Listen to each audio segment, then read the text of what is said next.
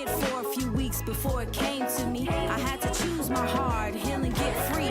She said life's easy, pain comes with living. Surround myself with everything God's given. It's time to change my routine, create a new scene that feels like an unreachable dream. Good morning, everyone. You are tuning into Mentally How Are You? I'm your host, Neena Lock, of course, here to discuss all things mental healing. I want to say happy World Mental Health Day to everybody. Remember, today we are asking that you share your mental health journey or your testimony to us. Tag us in some of your stories, some of your reels and Instagram posts at mentally_how-are-you, and share what you have been through, what you are growing out of and coming to better understand, because there are testimonies to be provided, okay? And I always just like to give a brief look into the fact that we are able to be supported out of the circumstances that we are in. Mental health is not just about discussing all of the problems that we have, but also discussing the success that we have. Today, I am not sitting alone on the show. I have a guest with me. Her name is Stephanie. Stephanie, pronounce your last name for us. Dewinski. Dewinski. Stephanie Dewinski is here with us from Suicide Prevention Services of America, right in Batavia. And I learned during our discussion that she'll give you some more information about Aurora as well. But I want everyone to help me welcome Stephanie. Stephanie, thank you so much for coming. Yeah, of course. I'm so excited to be here. Because I loved what you said about sharing her story, sharing our journeys, and how important it is to speak out about it. Yes. Because that's actually why I got into what I do now, because this is not always what I wanted to be when I grew up. Really? What did you want to be when you grew up? So when I was younger, I thought I wanted to be a teacher. Okay. But I struggled with social anxiety, and I was like, there's no way I can ever speak in front of a big class of people. Yeah. And then I was like, okay, maybe I will go into culinary arts, because I love cooking. I love spending time with my family that way. And then I was like, well, this isn't really for me, because when you are working in the culinary industry, you have to work a lot of nights, weekends, holidays, and being with my family and friends on those days is so important to me. Yeah. So then, as I got older and I met my now husband in high school, I still had no idea what I wanted to be, and going to community college and talking with him and taking those general education classes really opened my eyes to how important mental health was to me specifically, because growing up, I grew up in a family where we didn't really talk about mental health. I grew up in a family where in a community that didn't really talk about mental health. We had like a section in our health class, but it wasn't very comprehensive. It was just like, yep, exactly. Yeah. And that's actually something that I love, that I see changing in more and more school districts. Yes. I didn't know I was allowed to go to the school social work when I was a kid. I thought it was just for kids who were having trouble with like learning or having trouble at school, and that didn't really apply to me, because to me, I was getting good grades. You know, I had a few friends. I had social anxiety about meeting new friends, but it wasn't something that I was like, oh yeah, I need help. Yeah. You know, I'm doing fine, but I didn't realize how much my social anxiety, because I didn't even have a name for it back then. Right. I just thought, I was told, oh, you're shy, you're reserved. And when I got older, like, oh, you're introverted. You just like being by yourself. Yeah.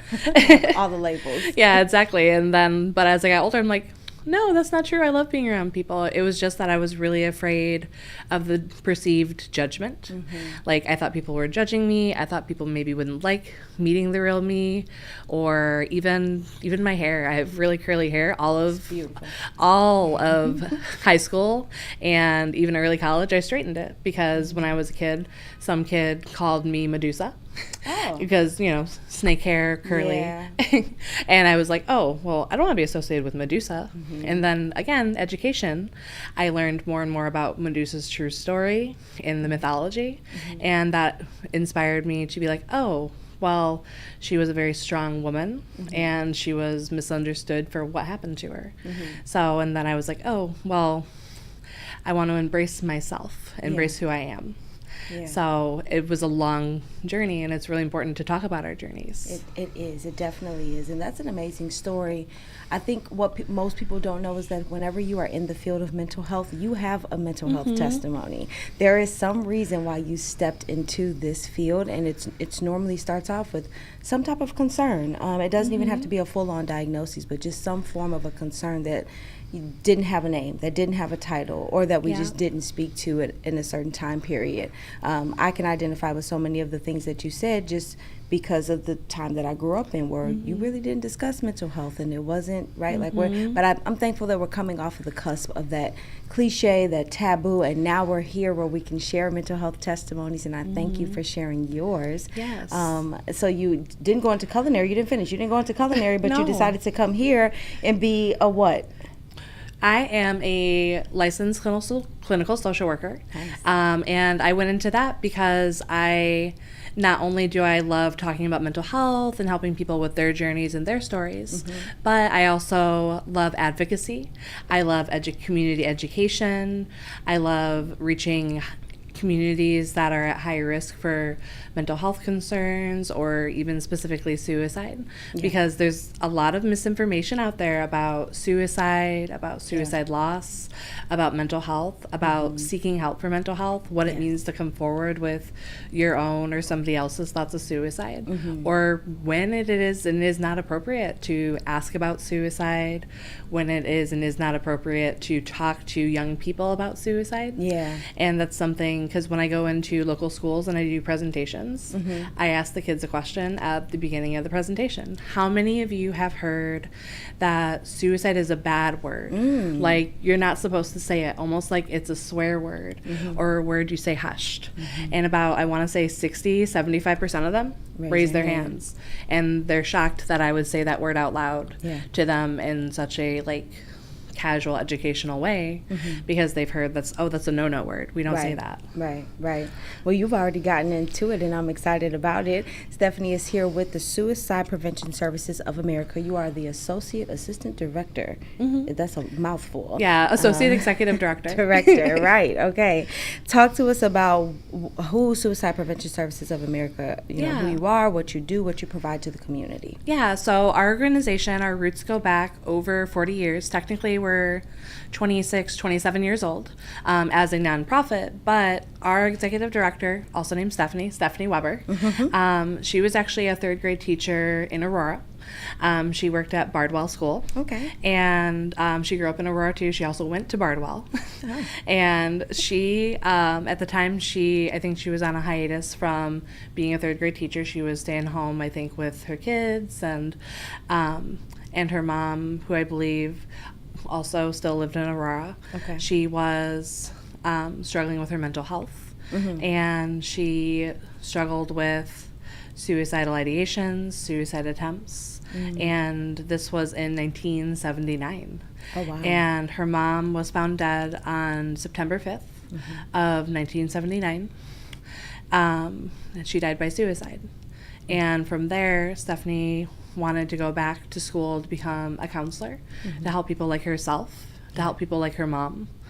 So she went back to school to become a counselor, and then she actually did a internship and then eventually a suicide awareness, prevention, intervention, and postvention conference at Aurora College, which is now Aurora University. So we're really, really rooted in Aurora. And she did a presentation on what services she wished were available for survivors of suicide loss. You'll hear me say person who died by suicide and not committed suicide. Right. Because a lot of times people, that's what they're used to saying, but committed implies a moral failing or sin or something like that, like I committed a crime. But we want to view suicide like a health issue that we can treat, a health issue that we can prevent. Right. So that's why we say died by suicide in the suicide community. Okay. And so from there, she decided she wanted to start a support group for survivors of suicide loss. And somebody in the audience stood up and said, hey, well, where is the support group that you're talking about? And she's like, well, there isn't one in the community. And so then I think that very next week, they met on the campus of Aurora College with 8 of our founding mothers, who had all had a loved one die by suicide. Some people had mothers, some people had fathers, some people had siblings, sons, daughters, who had died by suicide.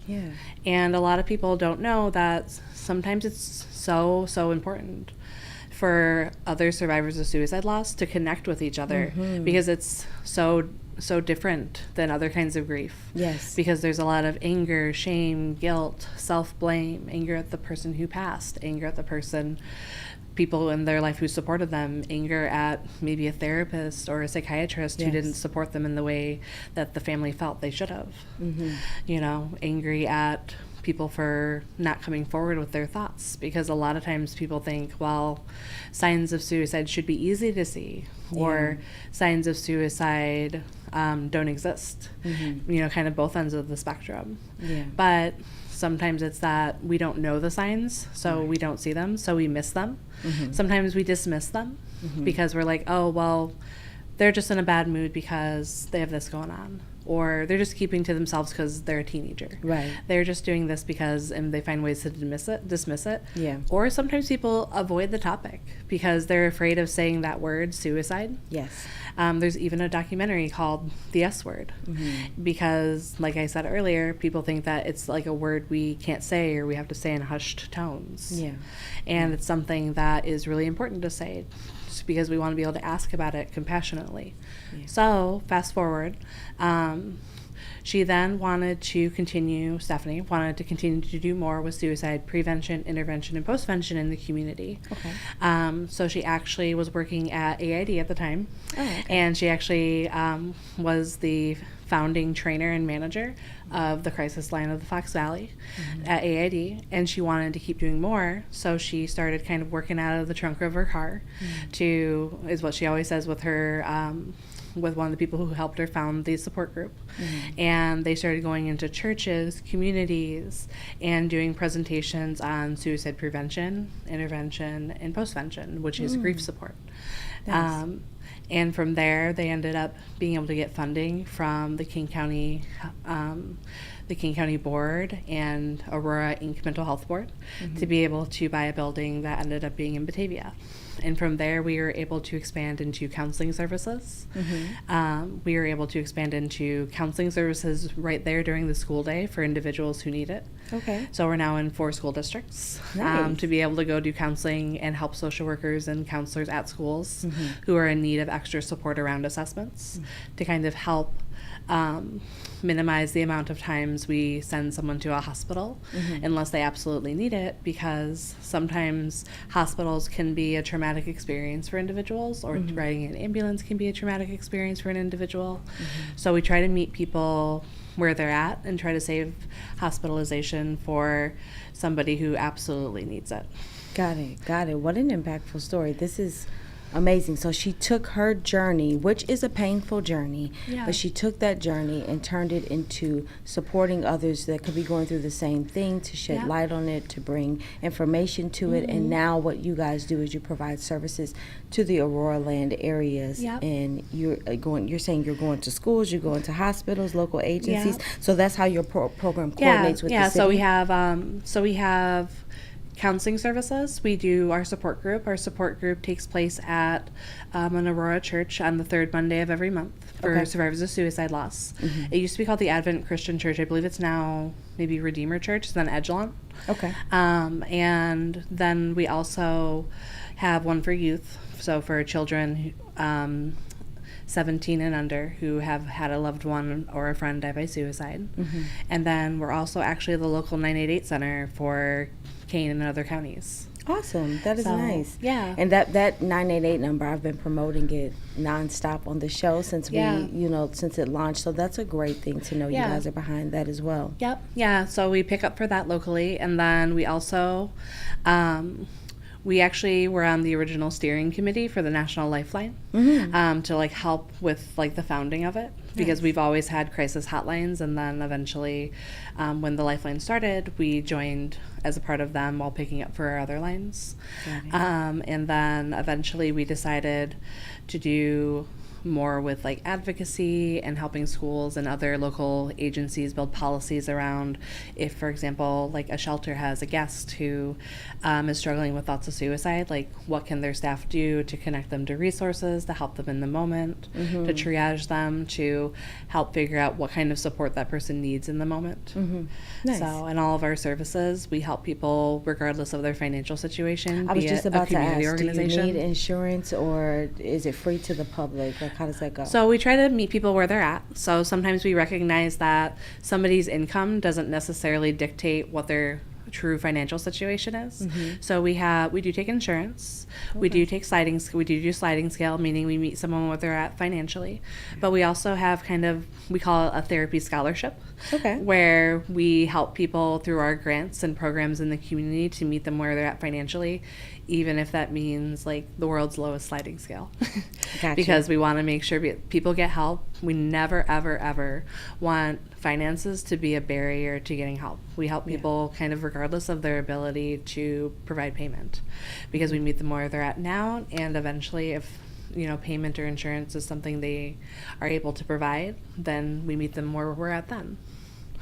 So in our presentations and educational services in the community, like we will meet an organization where they're at. So for example, if there's a school district that has a low budget but they want that education in their community, we'll work with them to figure out like what we can do. Or if we're working with a local nonprofit that is a domestic violence nonprofit or another nonprofit that works with substance use, we'll do educational swaps where you come and train us, we'll come and train you, because we want to meet people where we're at, because we feel like this topic is so important that people need it regardless. And normally that is something that holds individuals back, is that they feel like I can't afford that or I couldn't step into that, I don't have insurance to cover it. So that is a great highlight for this resource. So everybody just know that whether you're insured or not, it doesn't matter. You are able to come and receive services from SPSA. Yeah, and so that's also both of our locations, our one in Batavia and our one in Aurora, which is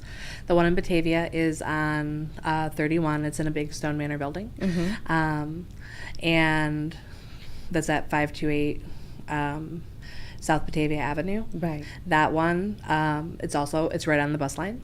And then the one in Aurora, it's right in the old Second Bank next to Jewel on Galena. We're on the second floor, and it's also right on the bus line because the bank is there, Jewel is there. Awesome. And we opened that in May. It'll be 2 years ago. So we opened it about a year and a half, 2 years ago. Okay. And that has been amazing because we've had students who are able to walk to session after school, or if we see students at school, that removes that transportation barrier, because transportation barrier is like also one of the biggest barriers we see to receiving mental health services. Yeah. With knowing the climate of what is going on now within the nation, not just here in this city or other cities, but just throughout the nation, how does your program, or what core goals does your program focusing on right now to help individuals who are suffering and being attacked currently? Yeah, so for example, we are trying to expand our services because we always believe that diversity in providers and services is so important. We recently hired a amazing therapist who grew up right here in Aurora, who speaks Spanish and is bilingual. So now we're able to provide our presentations in Spanish and English, provide counseling in Spanish and English for all ages. Nice. And we continue to work on our cultural competency, making sure we're involved in different community groups, because we want to make sure that people know that they're welcome at our services, no matter their background, no matter their languages, no matter how they identify, right? We want to make sure that we speak publicly about issues that are impacting our clients and impacting, so, making sure that we're visible, because a lot of times those marginalized communities, be it immigrants or LGBT individuals or communities of color, right? Sometimes there is such a stigma about coming forward about mental health communities, because we do see generational differences, but also cultural differences in how we talk about mental health and suicide. So it's so important to be able to reach a diverse body of people, because one of the biggest things about suicide is not just up to mental health providers to provide like the eyes and ears in the community. It's up to everyone of all ages to be able to come forward and say, I'm struggling, or my sister's struggling, my partner is struggling, and to be able to get them help and connect them to resources. Would you consider this area a high-risk area for suicide? Yeah, I would say so, because not necessarily, like, it's a lot like it's a lot better than it has been in the past. Okay. I mean, I think something that people think sometimes is that suicide only affects certain kinds of communities, but it affects all communities. And Aurora, I will say though, is very good about. They have like a mental health board. They have their school districts are very open for the most part for bringing in mental health services. At West Aurora School District right now, our organization goes in at 3rd, 4th, 5th middle school and high school to do presentations on mental wellness and suicide prevention. Oh, nice. Okay. So, and it depends on the age about like what we talk about and how we talk about it, because you do have to be sensitive depending on the age. But even starting at 5th grade, we've found that students do struggle with thoughts of suicide. Young people do struggle with thoughts of suicide, and a lot of times people think, oh well, students, children, they don't have big enough problems to go through something like that. But that's just untrue, because kids today, they face a lot more with social media. Something we saw historically was a rise in reported suicides and suicide attempts at the advent of different kinds of social media. When you look at graphs historically about suicide rates. Because so like when I was a kid and you were kids, like if we were struggling with like bullying at school, it didn't follow us home in the same way as it does now, where everything is recorded, there's pictures of everything. People use AI to change pictures, and it's almost permanently on the internet, and once it's out there, and it's anonymous. out there, so I would say this nation is a high risk, in general, for period, so what strategies have you found most effective for high-risk communities, and like I said, throughout the nation? Well, I would say education, but not just education of like professionals, education of, for example, school administrators, to know how important it is to have programs like ours in their schools. Education of students, education of parents, because once kids leave school, they're home with their parents and their families, and generationally, maybe there's not a lot of knowledge about suicide prevention or mental health or how to get help for it, because there's a lot of misinformation about, well, I've had students tell me, well, if I talk about suicide, then I'm going to have to go to the hospital, or I'll be taken away from my parents, or I'll get in trouble. My parents will get in trouble. And that's not true, especially when you have educated professionals in the community who know how to help somebody safety plan, how to assess for suicide risk, how to make it more conversational so that the person feels open to talk about it, like it's not just something that you're going down a checklist for. And just the fact that it's better to speak about it all together rather than keeping it within, because keeping it within creates just kind of this tomb inside of yourself, and then you're stuck there and there's no help, and that's how we get to completions at times because of things like that. And that's something, when I work with people of all ages, how I talk about suicide is I frame it as a health issue. I frame it as, it's a health issue that comes as a result of not taking care of our mental health, or somebody struggling with chronic pain, chronic disease. Something a lot of people don't know is that older adults are actually some of the highest risk individuals for suicide. We see higher suicide rates currently in elderly, especially. The biggest rising group for suicides now is 85 plus. And that's something a lot of people don't realize, because they think, oh, well, they're adults, they've been through, a lot of stuff, they know how to take care of themselves. But we have to remember generationally, right, that maybe it wasn't talked about in the same way. And there's that change in, when you get older, autonomy, and there's that change in your social structures. You lose friends, you suffer with chronic pain, chronic illness. And a lot of times people don't realize that when people have thoughts of suicide, it's not that they want to die, it's that they want the pain to go away. So when I explain it to little kids, I say, think about this. Let's say I broke my leg. Do I want my leg to go away? Or do I want the pain to go away, the situation to go away? Do I want things to get better?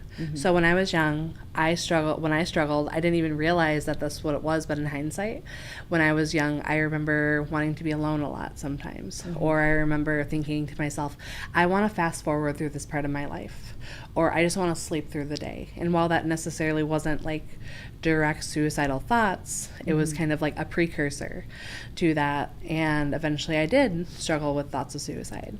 But that was something that, for me, what was so helpful was being able to talk to friends openly, family openly, my partner openly, be able to talk to coworkers openly about what I'm going through. Almost everyone at suicide prevention services has lived experience, either with struggling with themselves, being an attempt survivor, being a loss survivor, because as you probably know, most therapists, they went through something, or they knew someone who went through something. Right. Right.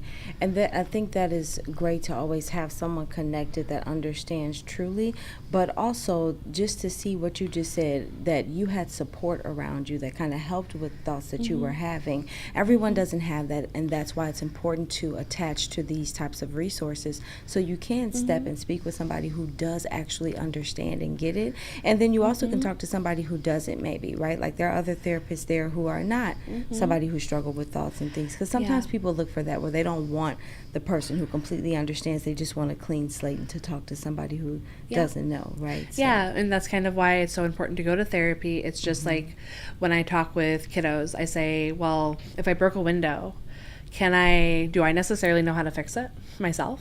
No. Do my parents? Maybe, maybe not. Do my friends? Maybe, maybe not, right? It depends on their education. But you know who does? A repairman, right? A repair person. Right. And it's just like that. Like if I'm struggling with thoughts of suicide or mental health, do my parents necessarily know how to help? Not necessarily, right?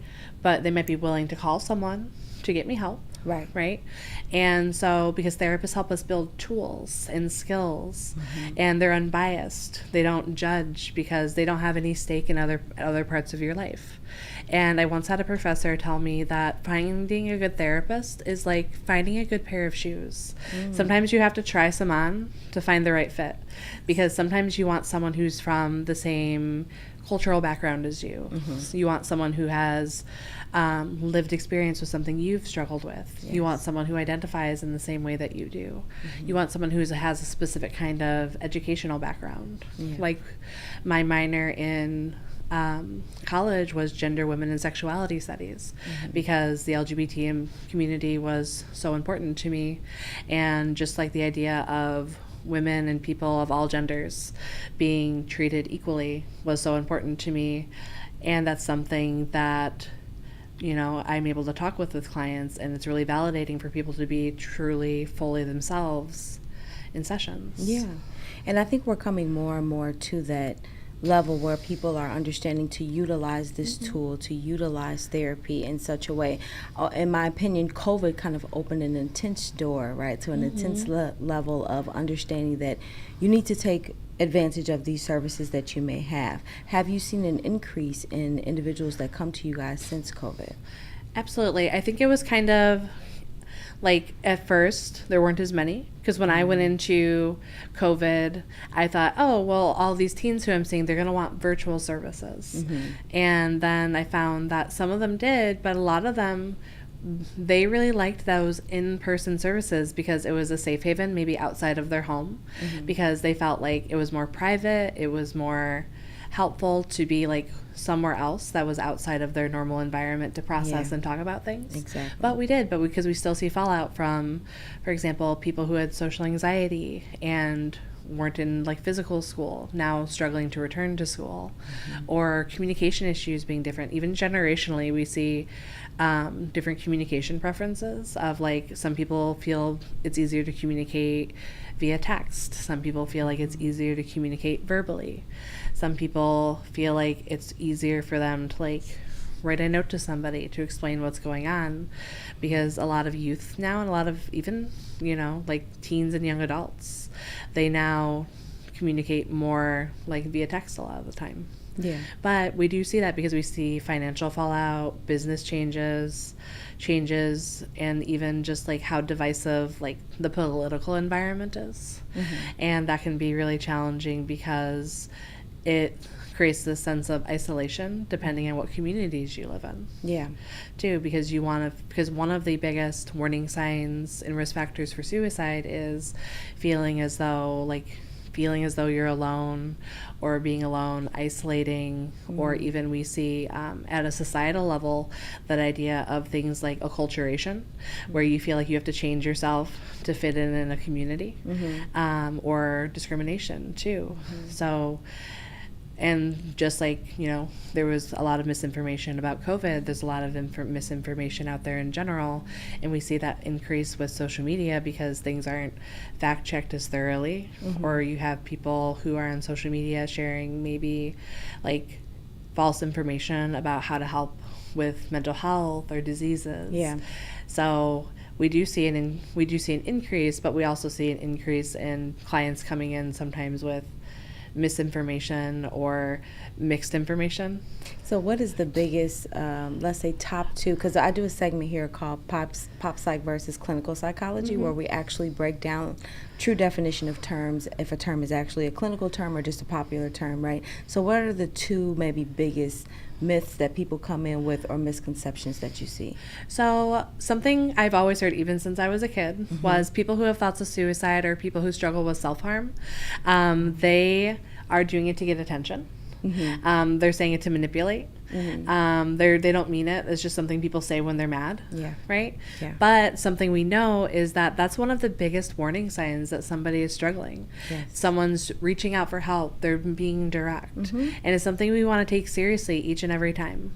When I talk with kids, I say, like, just like if you hear a full fire alarm pulled, you do the emergency, you do the emergency protocol, you leave the building. No matter what. Yeah. Suicide is an emergency word. It's a word that we use to express like this idea of, I'm really struggling. I don't want to be here anymore, to the point where I feel like I don't want to live anymore. Right. So a lot of times I hear people generationally, or, just depending on where they come from, just say things like, oh, well, that's not something they mean, or that's something they heard on social media. They're just saying that because their friends say that. And even if there's some truth to sometimes that, it's about educating youth on like, okay, so we don't use suicide to express we're angry or sad. Right. We use, it's a safe word to use, it's a medical word. Just like I don't, say I have cancer when I don't have cancer. I don't joke about heart attacks. I don't joke about diabetes. We want to save it as a emergency medical word. And a lot of times people will dismiss, their partner, their child's, whoever's thoughts of suicide, because they feel like it's a manipulation or it's something that they don't have to take seriously. Yeah. But it's something that we want to take seriously each and every time. Exactly. And I think the other one we kind of already touched on, but that people who have thoughts of suicide like want to die. And that's not necessarily true. It's that people want their life circumstances to be different. They want things to change. Yes. They want support. They want to feel like they belong. Maybe they need financial support. Maybe they're not getting enough food. Maybe they don't have shelter. Maybe they don't have a safe space. I think of like Maslow's hierarchy of needs, where there's this pyramid where it's like the bottom is like food, safety, shelter. Right. And then as you go up, it's like more and more needs before someone can truly be able to feel like they can be themselves. And if people's basic needs aren't being met, we see an increase of people at shelters. We see it because of job losses. The pandemic, because a lot of people were out of work. Right. We see more people who are needing to utilize food pantries. We see more people who are afraid to talk about what's really going on at home sometimes, because they're afraid, for example, that like if I talk about what's going on at home and what's stressing me out, that might get my family in trouble or sent away to another country. Right. And then I'll be alone. Or I'll have to change my environment where I grew up. So it's not always about I don't want to be here. It could be my circumstances are creating an atmosphere that I just want to escape and get out of, which absolutely. makes sense. So those are two myths that we can bust down for today. Now, another segment we do is called a toolbox technique, right? And so I would like to know, what are some things that bystanders can do, loved ones, supportive people can do if they, come into contact with someone who's struggling with suicidal thoughts? So something I would say is don't be afraid to ask, because sometimes people might be saying things or doing things that are alluding to thoughts of suicide, but there's that sense of, well, if I ask, then what do I do if they say yes?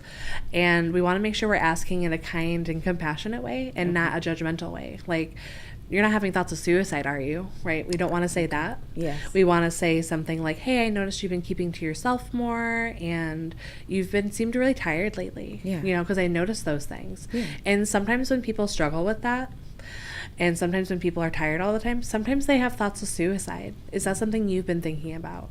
And we want to use that word suicide, and we want to use that word or that phrase like, have you been thinking about killing yourself? Okay. And if that's difficult for us, we can start with like, have you been thinking about hurting yourself or harming yourself? But sometimes that can have a different meaning. Right. And because a lot of times people think this is also a myth, that if I talk about suicide with anyone, especially youth, it'll put the idea in their head. In their mind. Yeah. But that's absolutely not true. Okay. Studies actually show that it actually decreases, if we're asking in that kind and compassionate way where we're trying to get them help, it actually decreases the likelihood that a person will actually act, because they now have this sense of connection. Someone cares. Someone's noticing that I'm struggling. And maybe before they felt like they were invisible, or that their life didn't matter to that person. Maybe they felt like a burden. Yeah. And also how you respond is important. We don't want to respond with judgment. Yeah. We want to respond with care and kindness. Like, I'm really sorry you're going through that. Can you tell me more? Hearing people's stories and not judging them. Yes. Like when I talk with kids, I say, just like everybody's not afraid of the same things, everybody's not overwhelmed by the same things. And just because you're not overwhelmed by that doesn't give you space to judge the person for being overwhelmed by whatever it is. Yeah. So I feel like we have gone through a full-on training in this episode ourselves. You have highlighted so many different warning signs, so many different things, language to use, ways that we can speak to others. And I think that's great, with knowing that you guys provide group therapy services, emergency contact lines to help individuals. You go in and out of local schools, community agencies, and you just educate and train so that we better understand in the public how we should go about handling this topic. I would like to know, what is your hope for future suicide prevention? What are you hopeful for with it? Well, very, very long term, I hope someday our agency doesn't have to exist. There we go. But what I really hope is we keep getting invited to shows like this, into communities. Yeah. Because right now, a lot of times when we enter communities, it's because we're for lack of a better word, knocking on their doors being like, hey, do you want this training?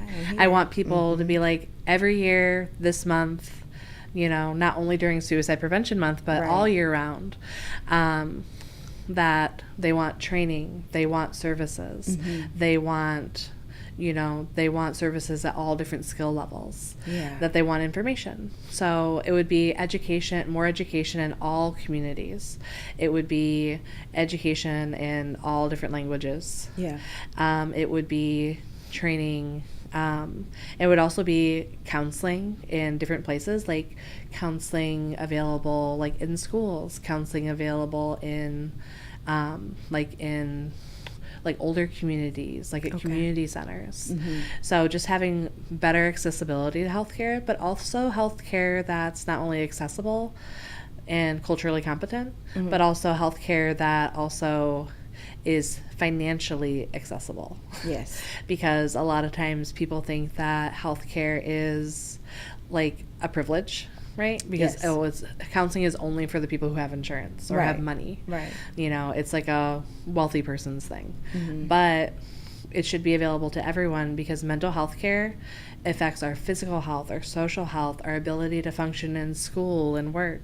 It's all interconnected. It's everything. I say this nonstop on the show. Our mental health involves everything. It is literally our life's makeup. So it's important to reach out and receive services, grab a hold of services like SPSA has, and make sure that you are, just fighting for yourself, that you're maintaining yourself. I am so glad that you came by today and that you've given out this information. Yeah. I would like for you to just provide to everybody how they can reach you all, if you're able to give group times and locations again, just so people can know where to go, where to find you, and how to talk these things through. Yeah, absolutely. So the best way to reach us is, either calling us during our office hours, which is typically our administrative office is open Monday through Friday, 8:30 to 4:30. And by appointment, we can meet sometimes evenings, sometimes weekends, depending on what the actual event is or if it's counseling. But you can reach us at our website at spsamerica.org, or you can call us at 630-482-9699. And that number is for scheduling both at our Batavia and our Aurora offices.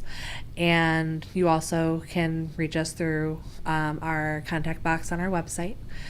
And even helping in your community by going to events, because there's lots of events that bring people together and where you can even learn more and interact with our staff, all of our staff at all of our events.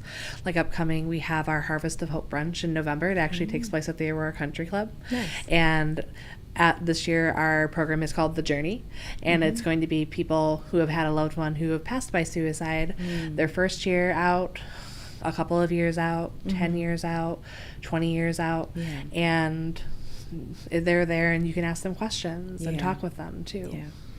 Awesome. And so do you guys have an events calendar on your website? We do. We have an event. That? Yeah, we have an Okay, events perfect. calendar. We have events all year round. We have a couple events in Aurora. We have one in St. Charles. That's our Walk for Life every year in September. Okay. And they're all really fun and also very meaningful events if your life has been impacted by suicide, because like I said, almost all of our staff have been affected by suicide, so we try to make events as inclusive as possible with all levels of experience when talking about suicide. Perfect.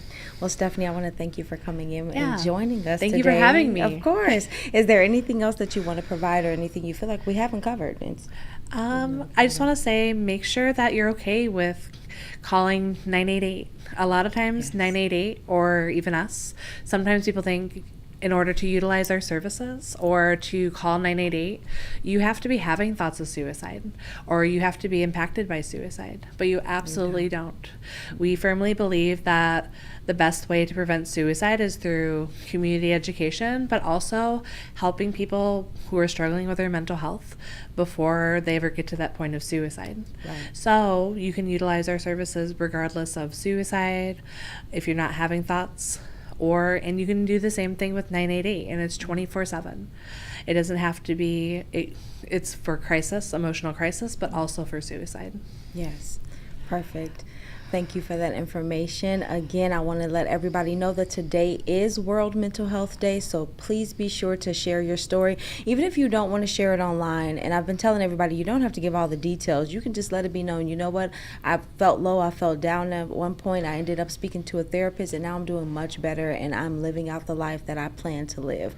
It doesn't have to be a long testimony. You don't have to tell every detail, but share your story. And you don't have to share it online and post it. You can just talk to somebody today. As you engage in conversations throughout this day, share with someone how mental health services have helped you, how you are, engaging and doing better, how you are growing through where you once were. Okay, speak about your journey today, because that's how we dismantle stigma. That is how we dismantle just all of the falsehoods that surround mental health and the journey that people have to take with it. I want to thank you all for sitting with me on this episode of Mentally How Are You? As always, it is my hope that you are leaving more stable than when you came in, and I will see you guys next time. No judgment, just love, so I can be me. I'm tired of hearing it's okay not to be okay. Just want the dark days to go away. Mentally, how are you? How are you? Yeah, I know it's hard, but you can get well if you want to. Mentally, how are you? Yeah, I know it's hard, but you can get well if you want to.